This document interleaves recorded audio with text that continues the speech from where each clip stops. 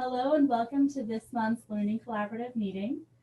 We are joined from Boston Medical Center, and if you're viewing after the fact on our YouTube, feel free to share any questions below in the comments, or you're welcome to send us an email. We're in April 2018, and our next Learning Collaborative meeting will be June 4th. Great, well, thanks for tuning in. Today we're going to do part 2 of seizure medications or anti-epileptic medicines. In the prior webinar, we had done an overview of seizure medications, and today we're really going to talk about implementing what you've learned and discussing little vignettes to kind of bring it hopefully home as a learning point. I'm going to go over objectives. Sure, objective today is to understand how actually the side effect and the efficacy of the medication will guide their selection for the patient who needs them, and identify the most common side effect of seizure medications. And I will start with a case, and then I'll have Lori to help me answer the questions. But this is a very typical case that we can see, a 5-year-old boy who had the second daytime generalized tonic-clonic seizure within the last 3 months. With the second seizure, he suffered a mild concussion. For the workup, we started with the typical workup that would include an EEG. He did not fall asleep during the EEG. We had only the awake portion that was normal. And then he had a brain MRI that was normal. And now we see him for follow-up, and we have to decide what to do. 1, should we repeat a sleep-deprived EEG? 2, should we just observe and see what will happen? Or 3, should we start daily anti-epileptic drugs? Let's see if I get the answer correct. Okay. It's my quiz too. So all of these are reasonable, but when we think about a person who's had a second seizure, that's when we start to think about treatment. Given the little boy's age, one might think, gee, is this what we used to call Rolandic epilepsy, now called self-limited epilepsy of childhood with central temporal spikes? And in that type of childhood epilepsy, we don't always treat. In fact, we may observe if there are not too many seizures getting in the way of the child's quality of life. Here, we're learning that the daytime events, and with Rolandic epilepsy, nocturnal, we have an EEG that's normal. Most of those kids who have Rolandic epilepsy will have abnormal EEGs, although it's true. It's usually more the sleep EEG than the awake EEG like we have here. So I would, at this point, move to treating him with the seizure medication. I might down the road repeat a sleep-deprived EEG, but it won't necessarily be the thing that makes me decide whether I'm going to start treatment or not treatment. So I think that I agree with you in this case. I just would like to say that, for instance, if it would have been a 10-year-old child who had one seizure when he was 2 years old and then had a second seizure when he was maybe 8 years old, it's still 2 seizures. But with that kind of a long timeline, I maybe would have wanted just to observe rather than start daily anti-epileptic drugs. But clearly with this child, the risk of having another seizure is higher than the risk of starting an anti-epileptic drugs. So there's more benefits for medication. And let's see, what do you think should we do?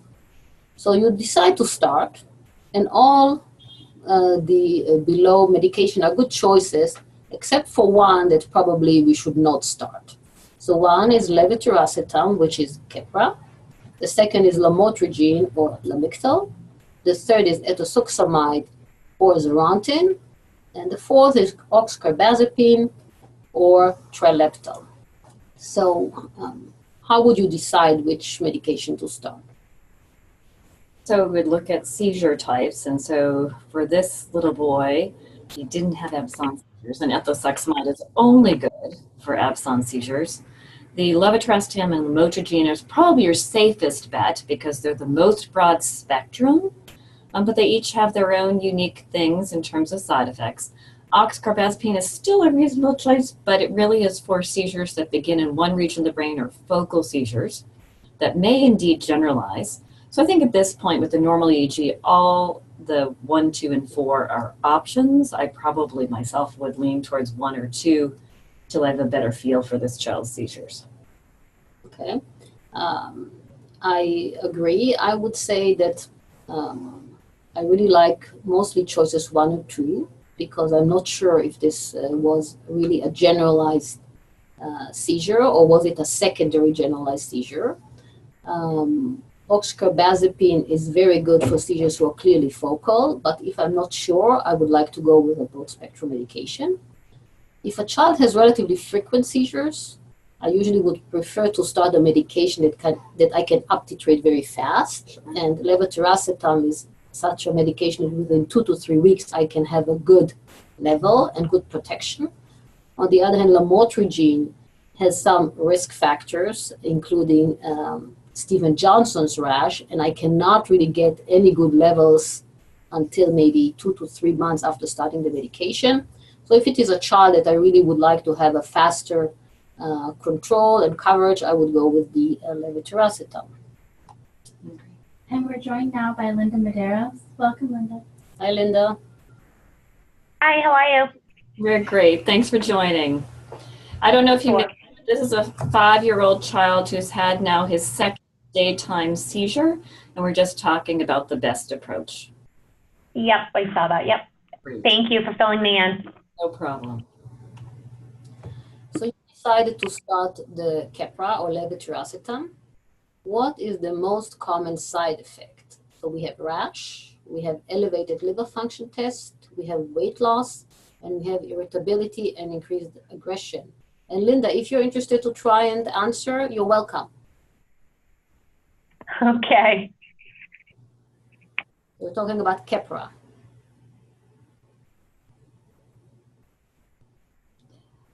I'm not sure if you've had experience with patients who are taking levetiracetam, but irritability, mood changes, increased activity levels, increased aggression are pretty common.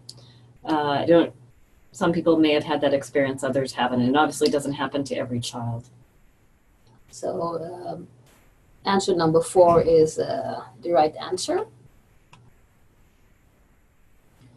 And we would like to talk a little bit about pyridoxine, and that gives kind of turns us back to the common side effect of Keppra, which is this irritability or aggression or some mood issues. So the literature shows that about 30% of patients on Keppra develop irritability and agitation. And we have some other side effects like anxiety, emotional liability, hyperactivity, or insomnia. And initially, when we practiced maybe 5 years ago, there was some anecdotal reports that if you add pyridoxine, which is vitamin B6, in doses of 50 to 100 milligrams a day, it might actually improve the behavioral side effect of Keppra. And nowadays, there is a little bit more reports that come out that actually substantiate this concept. And in different studies that were done, they showed that children who were on pyridoxine with Keppra, about 41% reported improvement in behavioral difficulties. 93% continued with the levetiracetam despite having initially some behavioral issues or mood issues after they were started with the pyridoxine. And interestingly, in women with perimenstrual depression, 66% reported improvement in their depression when they took pyridoxine.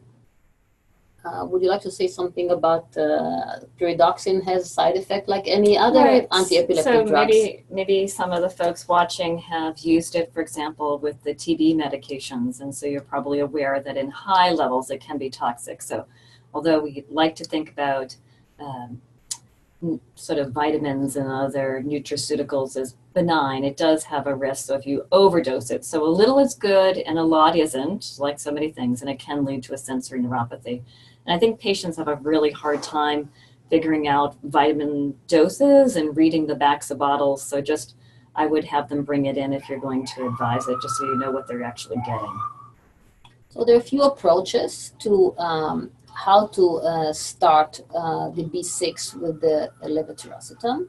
And one is the risk-based approach, and the other one is the wait-and-see approach. So the risk-based approach would be you give vitamin B6 for any patient that has already or is at high risk for behavioral and mood side effect together when you start the levetiracetam. And the other one would be, let's start the Keppra or levetiracetam and see how the patient is doing. If the patient develops behavioral mood side effect, then you can start the vitamin B6. I have to say that I usually do the wait and see approach. Lori, I'm not sure. How do you practice? A little bit of both. I think if I have a child who has a developmental disability, known and existing behavioral and mood problems, I see no harm in giving those kids the medicine. And then for everybody else, I pretty much do wait and see. And I think that children who have at baseline behavioral issues, aggression or mood issues, probably Keppra would not be always the first medication that we would try. Right. Right. Or we might do it just until we can build up on one of the other seizure medicines. Exactly. Like you said, we might start with levetiracetam while we're building up lamotrigine, for example, which is good for the mood. Okay, so we have a second case. This is a little bit more complicated. This is a 13-year-old girl. She came from Saudi Arabia for a second opinion. She has refractory epilepsy since age 2 years. She's taking now 2 medication, oxcarbazepine, which is trileptal, and levetiracetam, which is Keppra. She has mixed seizures. She had some focal seizures. She has some generalized tonic-clonic seizures. She has some of the staring or absence seizures. She has some nighttime tonic seizures. And then she has also this myoclonic seizures, which is just brief jerking seizures. She has learning difficulties. She has mostly issues with language and attention, and her IQ is borderline at 73. She's a very picky eater, and she's underweight. She has anxiety, and she has some trouble sleeping. And on her exam, she's a little bit spastic, especially in her lower extremities. And she had a workup with a normal MRI and an EEG that showed both multifocal, so it means on both sides of the brain in different areas, and general slow spike and wave. So you decide to do some workup. Which of the following labs would be at least likely to be helpful in this case? So let's just remind us that she's taking trileptal or oxcarbazepine and levetiracetam Keppra. 1, a medication level. 2, sodium. 3, liver function test. Or 4, epilepsy genetic panel. So we have to think about it a little bit before, Lori. What do you think? So both of these are not associated with liver function problems, so that would be the answer. But you could debate the others as well. So both of these medications, there really isn't a level that you're shooting for, unlike old medicines, phenytoin, phenobarbital, valproic acid. You're actually trying to get in that therapeutic window. Here, what we're really doing when we look at medication levels is getting a sense how much is getting into the child. This is a child with some developmental problems. Maybe she's spitting it out. Maybe the family doesn't have confidence in the medicine because she's seizing. So we might get levels just to get a sense, where are we? Because therefore we can kind of up titrate accordingly. The sodium is really related to oxcarbazepine. So it can sneak up on you. Sometimes that hyponatremia is not present early on, and I've seen it hit in the teenage years in particular. She comes from a hot climate. If she's going to go back home, we need to think about that. And then she clearly has other comorbidities with her epilepsy. She is a borderline IQ. She probably has Lennox-Gastaut, which we have talked about also when we talked about the more severe seizure syndromes. So I think an epilepsy genetic panel makes a lot of sense. Right? Well, I agree. I have to say that I don't use a lot of medication levels, but if I see a patient for the first time, with intractable seizures, I really would like to know where her level is. If it's very low, maybe I can ramp up the same medication that she's on. Maybe if it's very high, I would say, you know what, I think this medication are doing the maximum they can, and let's try maybe something different. Sure. You decided to change her medication. Which medication will you choose to stop? The levetiracetam or the oxcarbazepine? I would stop the oxcarbazepine. because it's not broad spectrum and she has many, many seizure types. There's always a concern, especially if you have generalized spike wave, that you might actually exacerbate the situation. Though I've seen many a patient like this that does fine. But I think it makes sense. You don't want to remove the levetiracetam here unless you had another broad spectrum agent. Yeah, I totally agree. It's true that the Lennox-Gastaut syndrome can be also focal. However, there are some generalized discharges there. She has some absence seizures. We know that oxcarbazepine can sometimes worsen absence seizures. I would also, if I had to choose between these two, I would stop the oxcarbazepine and add another broad spectrum medication. So here's some cartoon. You go to the pharmacy and she said, I had trouble reading your doctor's handwriting, but I think I figured it out. However, if you start to drool uncontrollably or gain more than 15 pounds a week, stop taking them. And I think this is true to a lot of our seizure medication.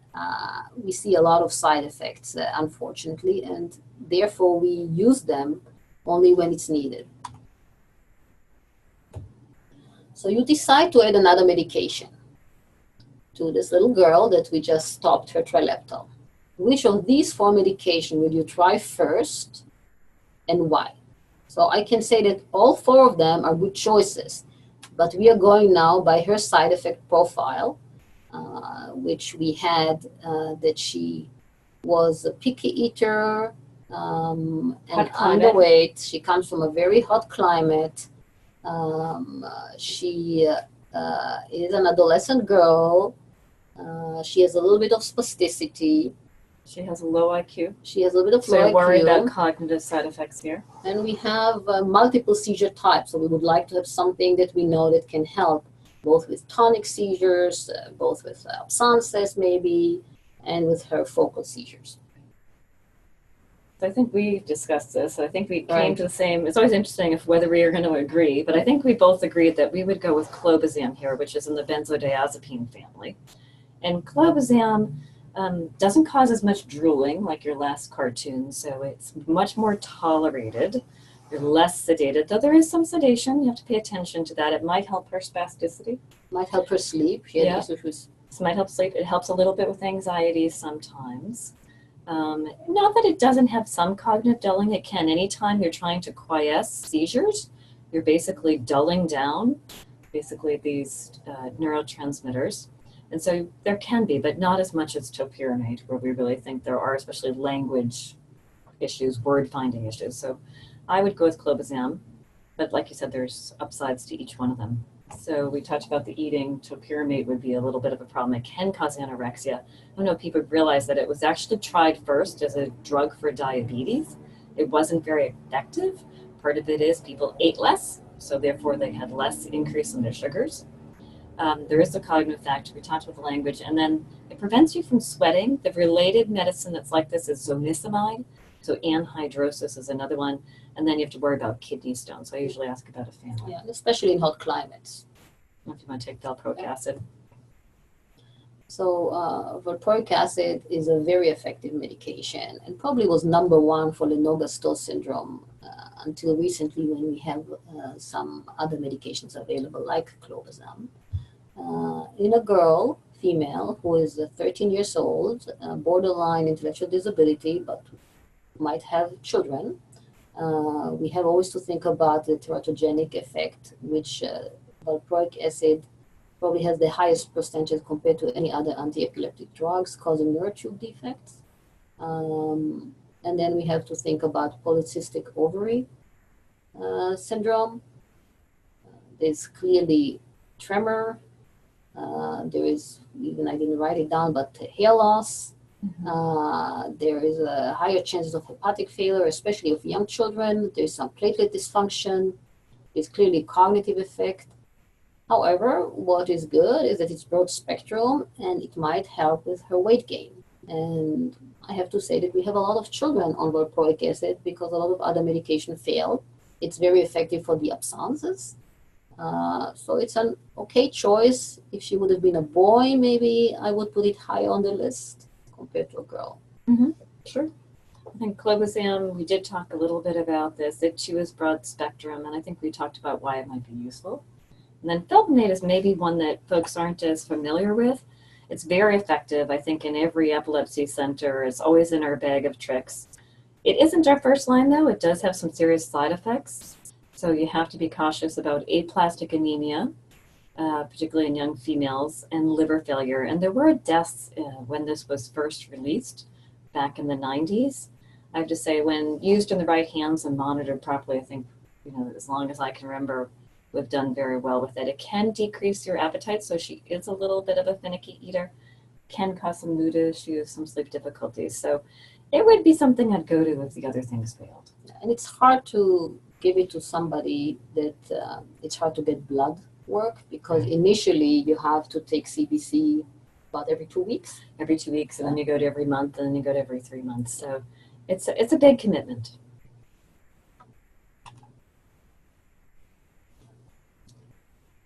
You want to talk about it? I think I'll let just people read it. I think everyone can get it, right? Basically, I like the thing, there's nothing I cause more symptoms than I can cure. And basically what I tell people is that every medicine can cause everything, but not for everyone, or we wouldn't have any medicines to prescribe. But I always tell patients that this is what is most common, and if you're worried, just give us a call. We'll talk about what's reasonable. And then I think this is just an overview that we wanted to share with people that you might actually keep as a resource. You could certainly print this out. We'll be sending slides along, I believe, also. And you might just be able to figure out when you see a patient, they're on a seizure medicine, parents are talking about either their learning or their mood or their weight, what medicines are most likely to cause these symptoms. And so this was a table that Renat created sort of as a resource for everybody. And I think that's the end. I know that Christina wanted to just maybe add a point or two, and again, remind everybody about our next Learning Collaborative. This is a new style of the way we're doing Learning Collaboratives. In the future, what we'll be doing when it comes to the quality improvement sections, we'll be meeting with each of you by phone and having phone meetings. And the working part of that will take place outside of these didactic sessions. We hope that you'll join live. We want your questions. I should just allow Dr. Medeiros to ask any questions while she's here if she has one. And just to echo what Christina said, if you don't, and you're watching this remotely later, you can either email Renat or myself directly, or you can post them right here on the YouTube channel. Yep. Linda, anything for us? We're happy to answer any questions. No, I have no questions. Thank you for asking. Thanks for joining. We really appreciate it. Thanks. So for anyone joining on the YouTube channel, we will need you to complete a survey, and the link for that survey will be in the description below. If you're joining live, no further action is required. And just as a reminder, we're able to give MOC and CME credits to individuals who attend 4 or more meetings. And you may also get those credits through engaging with the quality improvement technology. And if you have any questions, feel free to email me. My email is right there. Great. Thanks, everyone. Thank you Have a so great much. day. Have a wonderful day.